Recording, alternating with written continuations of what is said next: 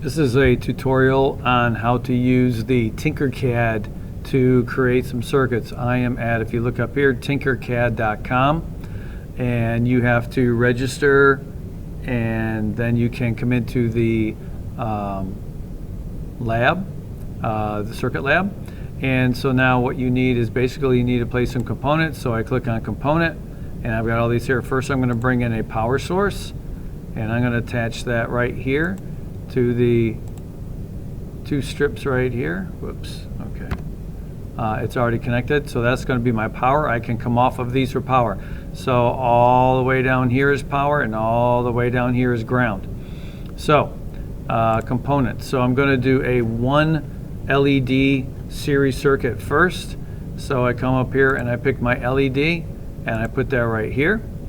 And then I'm going to need a resistor. I'm going to put that right there. And when you click outside of this, that window will go away. This, I want to have it going sideways, so up here in the top left, I can click on this twice, 3 times, and now I've got it horizontal. So I can put that right here because this keeps the bulb from being too bright and burning it out, just like you will when you breadboard it. So I click on this. This is at 1 kilo ohm. I'm going to make it 330. Click on the drop down, ohms. That's usually okay. So now all I have to do now is I click on one of these openings. Remember, these are all connected. So I can put the wire in any one of these holes, and it's connected to this part of the LED. So I click right here, and that you saw that said anode. Anode is positive, so I put that right here. And then this side here is cathode. That comes down, connects to my resistor. I click here, and I go up to the negative. Okay? And you can change the color apparently if you wanted to. If I wanted to make it black, I could make it black. And then when I click start my simulation, my light bulb lights up. Oh, look, a little exclamation mark.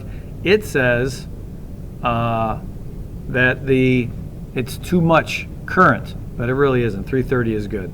So I've got that. Now I want to take some readings, so I bring in, and this doesn't work the best, but it's okay. Down at the bottom here, there's a multimeter I can bring up here. Put that right there. Click here a couple times, make that go away. And so now I can check, for example, my resistor. Whoops. All right, we'll come from here. There he is. Right there, you gotta see the little red square. And now when I start that up, it tells me that it is 6.88 volts. That's my voltage drop. Remember, the battery is 9 volts. If I did it here to here, I'd get 9 volts. 6.88 volts is my voltage drop across this resistor. And in fact, if I turn the power off, well, I know. If I do this, if I didn't have this power here, well, I'll show that in a second. But let's first stop the simulation. And now if I click on this wire and delete it, and now I can do this wire and delete it and go to my LED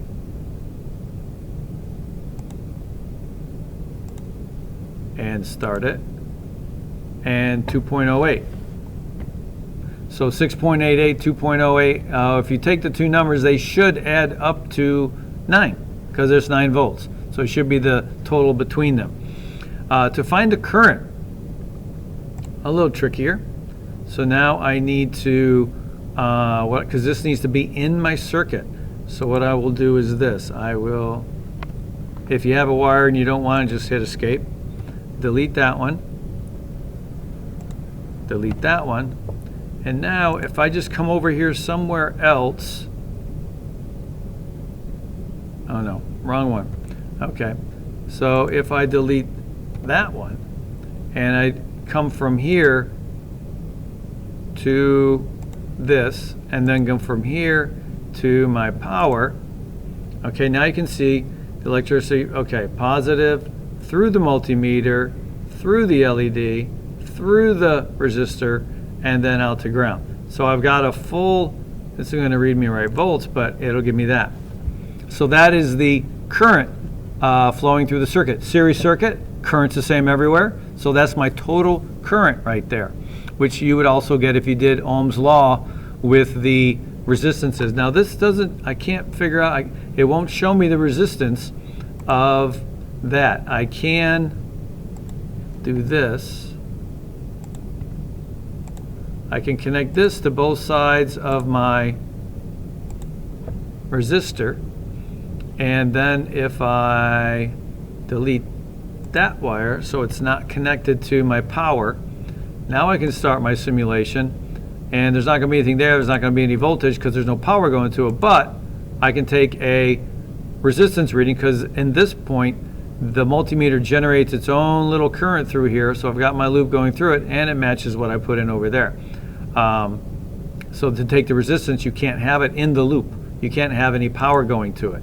Unfortunately, I don't seem to be able to do the same thing with my LED. I should be able to do this. Try one more time. I should be able to do that and get a resistance, but it like just goes to nothing. So I'm not sure why, but it won't let me find the resistance of my LED. I could figure it out because I can do my voltage drop and I know my current. I could figure it out that way. That would be a better thing to do. Okay, so I've got that. If you have multiple, if you want to do a multiple LED series circuit, I can just get another LED and put it here. That's all I got to do right there. Close down. Doesn't like to go away, does it? All right, and then go from here to power, and then go from here back to ground.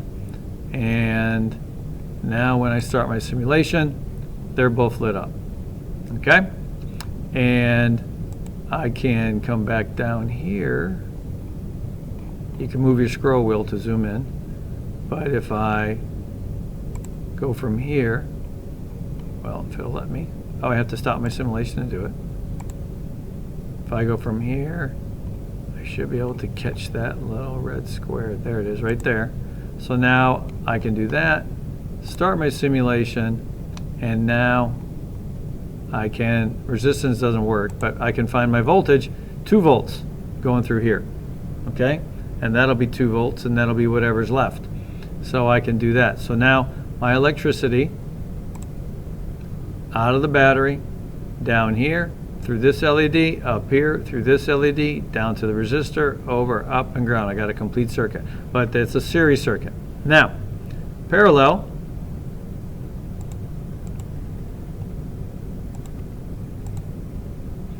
is I can leave this just like this, basically. To do parallel, if I want a 2-bulb parallel circuit, I can just bring in another LED and put it in the same track. See what I did there?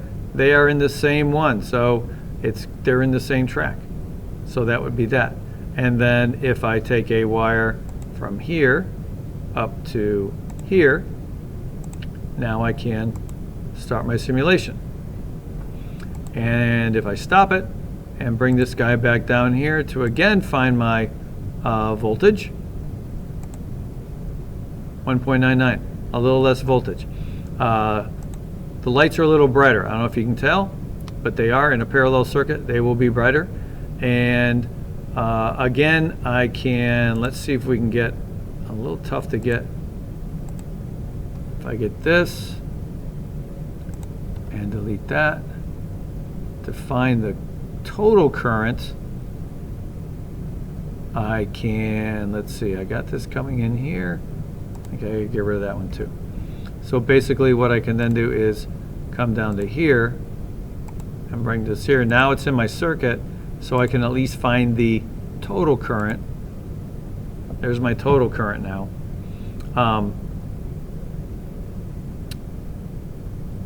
For my whole circuit, okay?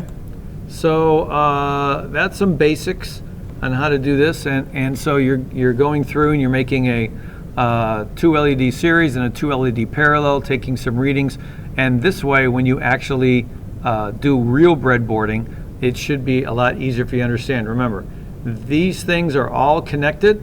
That row is all connected. That row is all connected. And then over here, these rows are all connected this way. And that's what makes it work. Okay? And so, have at it.